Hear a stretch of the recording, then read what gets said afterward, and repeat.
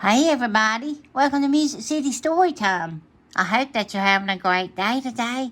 Well, today I want us to read Peanuts, It's the Great Pumpkin, Charlie Brown. So let's get started.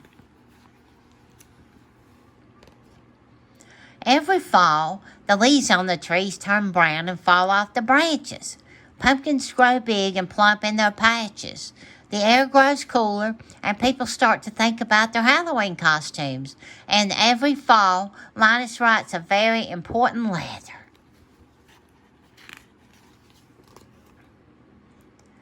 Dear Great Pumpkin, Linus writes, I'm looking forward to your arrival on Halloween night. I hope you will bring me lots of presents. Who are you writing to? Asks Charlie Brown. The Great Pumpkin, Linus replies. On Halloween night, the Great Pumpkin rises out of his pumpkin patch and flies through the air with his bag of toys for all the children.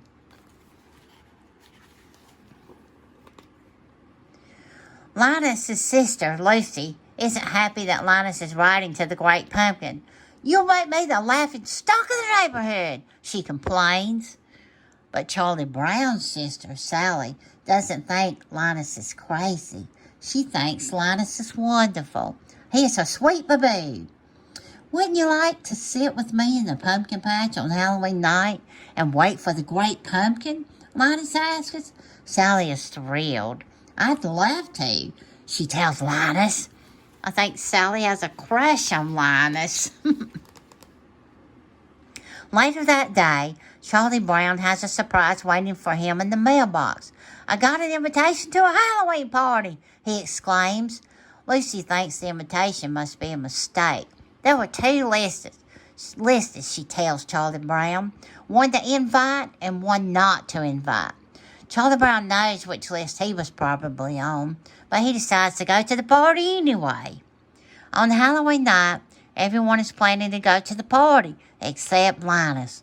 My blockhead brother will be out in the pumpkin patch making his yearly fool of himself, Lucy grumbles. She can't understand why Linus would choose to miss out on all the fun that Halloween has to offer by sitting around in a pumpkin patch.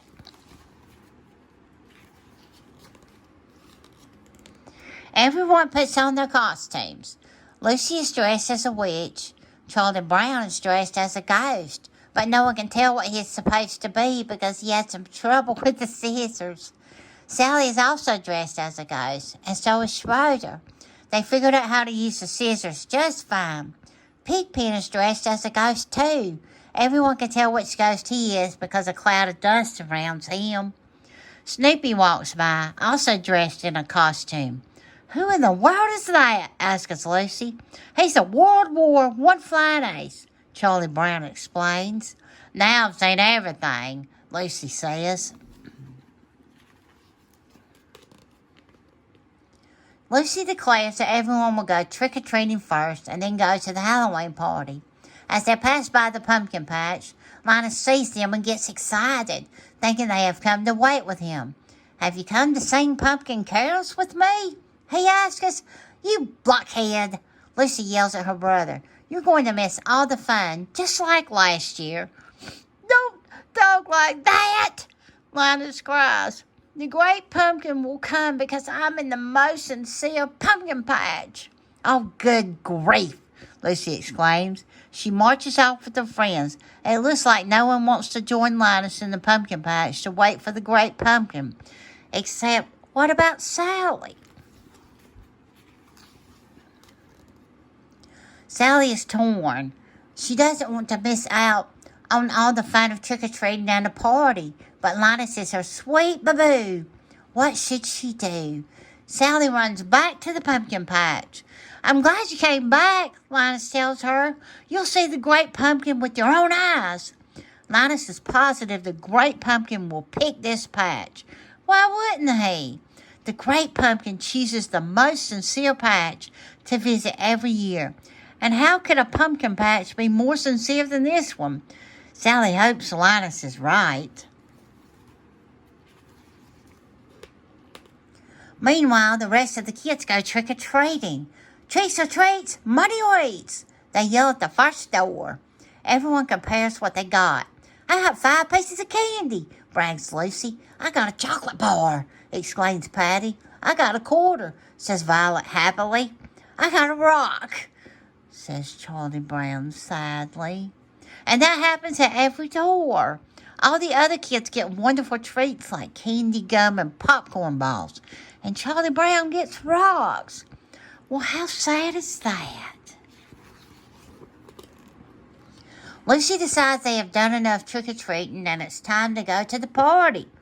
After all, everyone has a bag filled to the brim with treats. Everyone except Charlie Brown. He has a bag full of rocks. On the way to the party, they pass by the pumpkin patch again. The kids laugh at Linus and Sally for waiting there instead of coming to the party. The great pumpkin will be here, Sally yells, defending Linus. After the kids walk by, Sally turns to Linus. All right, where is he? She asks. He'll be here, Linus assures her. I hope so, Sally replies. Think of all the fun we're missing.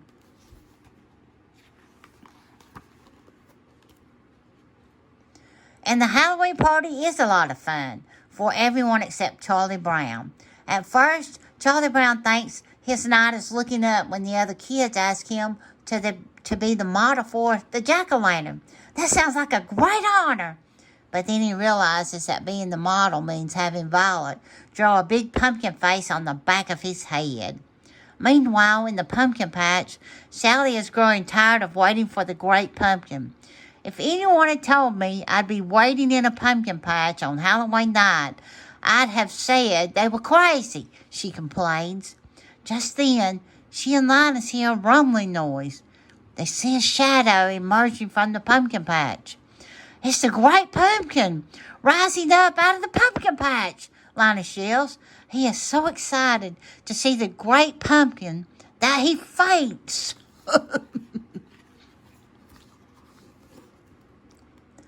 But it isn't the great pumpkin after all.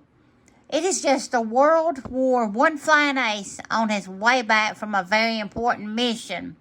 Linus wakes up and asks Sally what happened. I was robbed, howls Sally. Halloween is over and I missed it. She stomps out of the pumpkin patch, leaving Linus all alone to wait for the great pumpkin.